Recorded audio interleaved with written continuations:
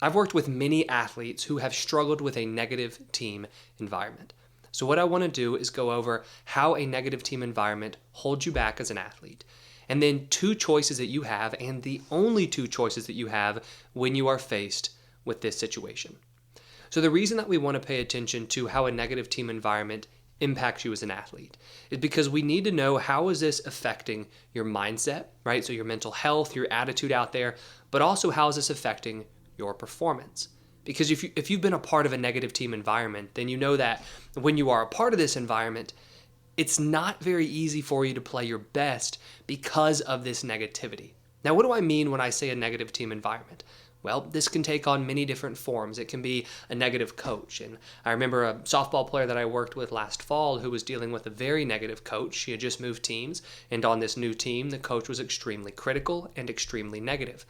We actually worked together because once she moved to this new team and had played with this coach for a while, she actually developed the yips at catcher. Now, we'll talk about that here in a second with one of the main challenges, but that starts to show us that being a part of a negative environment can drastically affect how you play. Now, another type of negative environment could just be a negative team environment. So, an area where there's just a negative attitude and just this culture of losing that you have, and not even a culture of losing where you lose every game, though that's probably pretty likely too, but also a culture of losing in terms of your mindset, right? People don't have a growth mindset. People don't have a good attitude. People don't have that drive when it comes to, okay, I think that I can become better and better and better. It's more of just this complacent and negative attitude, this negative culture, this negative mindset. Now, when you are experiencing this, when you're in the midst of this as an athlete, there are three main mental game challenges that we want to look out for. The first one is negative self-talk. Now, negative self-talk forms because other people talk negative to us. We think negative thoughts ourselves, and then this becomes a habit because our thinking is a habit.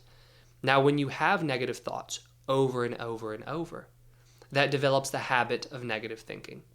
The reason that it's really easy to develop negative thinking when you are in the middle of a negative team environment is because a lot of times we classify a team environment as negative because of the words that are spoken. For example, the softball player that I was mentioning had a negative coach, and she said that the coach was negative because of the way the coach was talking. The coach was very critical. Now, if you hear criticism come from your coach all the time, what can really quickly happen is that criticism feeds into your mind, so then you start criticizing yourself. And if you're not careful, you criticizing yourself then becomes a habit, and now all of a sudden you've developed negative self-talk. When you play with negative self-talk, you'll talk yourself down after mistakes, so it makes it so much more difficult to respond to mistakes in a positive way because you are beating yourself up. But this also leads into fear, timidness, because you are talking to yourself in a way that drives doubt. Now, the second mental game challenge that we want to look out for is a loss of passion. Now, if you're in the middle of a negative team environment and it's just every day you show up, it's negative, it's negative, it's negative, is that very fun?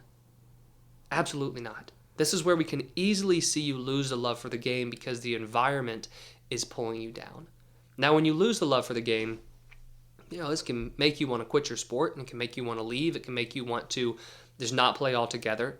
But also, if you have a loss of motivation, this will affect your play because you won't be playing with as much intensity. You won't be playing with as much energy. You won't be playing with as much joy out there.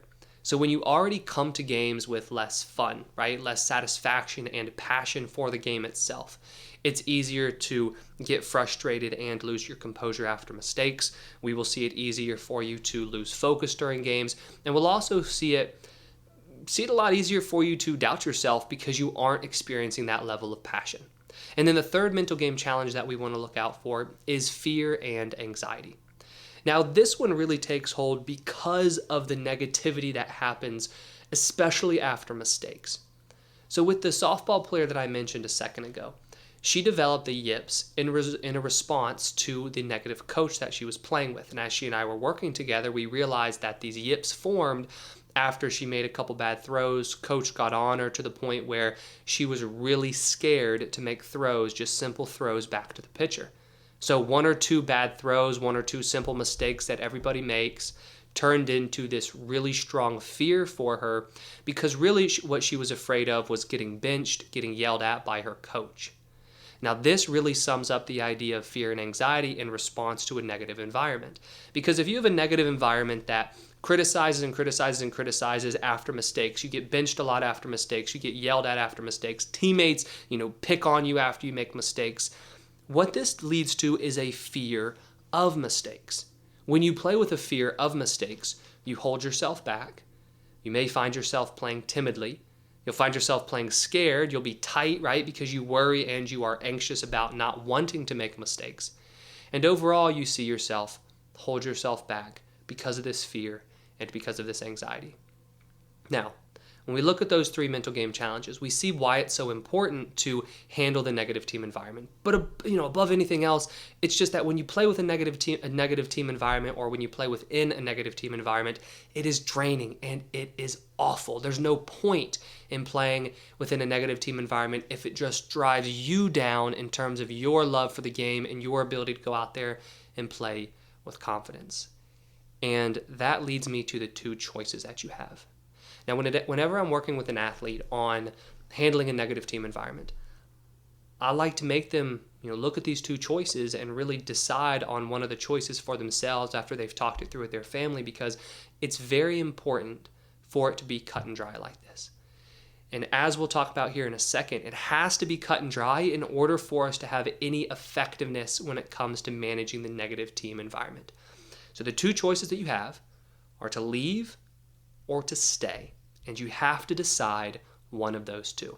Now, the leaving option is honestly the easiest in terms of managing the negative team environment, because what you do is, if you have the ability, you can move teams, move organizations, transfer schools, you get yourself involved in a better environment, you have a better coach, a more positive teammates, a more winning culture, and it just brings the best out of you.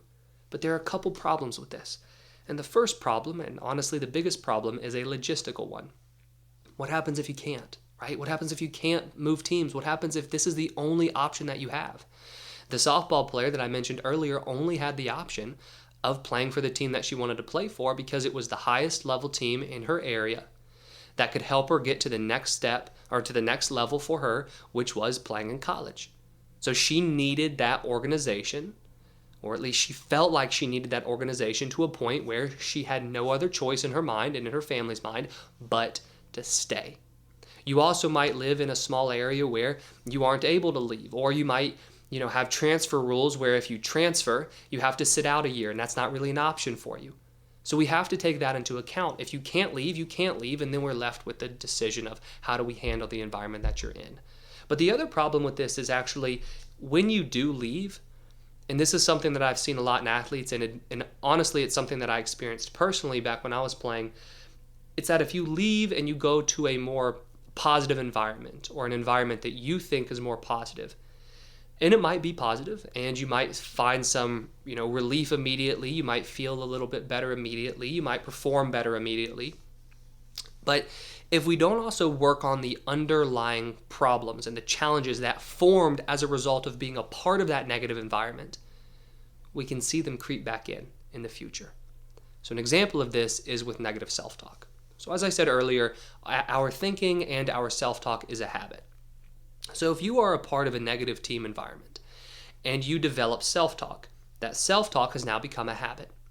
If you don't work on building the opposite habit of more positive thinking and a positive outlook, if you're not careful, even though you moved to a more positive team, even though you're performing better right now, if you start to make some more mistakes, if you find yourself in a slump, if you are underperforming, what will naturally happen is that negative self-talk that had formed as a habit will come just creeping back in, right? And it will fill your mind. And now all of a sudden, you're beating yourself up, and you're taking the form of that negative coach that you left because you haven't worked on addressing your underlying negative self-talk. But if you're able to move, if you work on strengthening your mindset, managing your negative self-talk, regaining that passion to play, managing any fears that have developed, then leaving can be a phenomenal choice for you if that's an option that you choose. But now we have to look at the other option. The other option is to stay in the negative team environment, to stay with them, to stay with the organization, to keep playing for that coach, and to deal with it. Now, unfortunately, a lot of times, this choice is made for us. Like I said earlier, if you don't have the option to leave, if it's not really feasible for you and your family, for you to move teams, move organizations, move schools, then you're left with no other choice. But if you want to keep playing your sport, if you want to keep playing your sport at the level you're playing your sport, then you have to play for this team, this coach. So what can you do? Well, in that case, we have to look inward. This is where we cannot keep blaming the environment. We can't keep making excuses and saying, it's because I'm in a negative environment, otherwise nothing will improve. And so this is the exact reason why I say it has to be so cut and dry. Because if you leave, great, leave, go to another team, work on yourself a little bit, feel better, and you'll see some progress, and that's great. But if you decide to stay, you cannot stay and have a foot out the door. It's only going to hurt you more if you stay and you think, I really wish I could leave. I shouldn't be here. I shouldn't be playing for this team. Oh, it's awful here. The more you think that, the worse it will get. So if you decide to stay, you have to also commit to managing the negativity. Now, an example of this is actually a lacrosse player that I worked with this past spring. He was a college lacrosse player, or he still is a college lacrosse player. And he had actually transferred schools the year before, and the school he transferred to turned out not to be as positive as he thought it would be in terms of the coach, in terms of the team. And so it was a pretty negative environment, and he found himself losing the love for the game. But he really liked the actual school, and he also didn't want to keep transferring, so he decided that he was going to stay.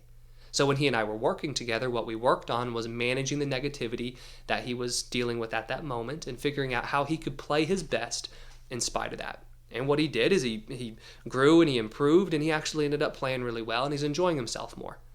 So that's a decision that you have to make for yourself. So if you do make this decision, what you want to do next is you want to say, all right, well, if I know that I'm staying, and I also know what can naturally happen when I'm in the middle of a negative environment, which is the negative self-talk, the loss of joy, the development of fear and anxiety, well, then I need to proactively focus on strengthening my mindset. So let's just take negative self-talk, for example. If we know that a negative coach or a negative team fuels the habit of negative self-talk, then what you have to do is work really hard to build positive self-talk proactively. This means that you don't wait until you notice yourself thinking negatively. You work and work and work on building positive self-talk. The same thing is true for the loss of passion. You need to make sure that you are reminding yourself why you enjoy your sport.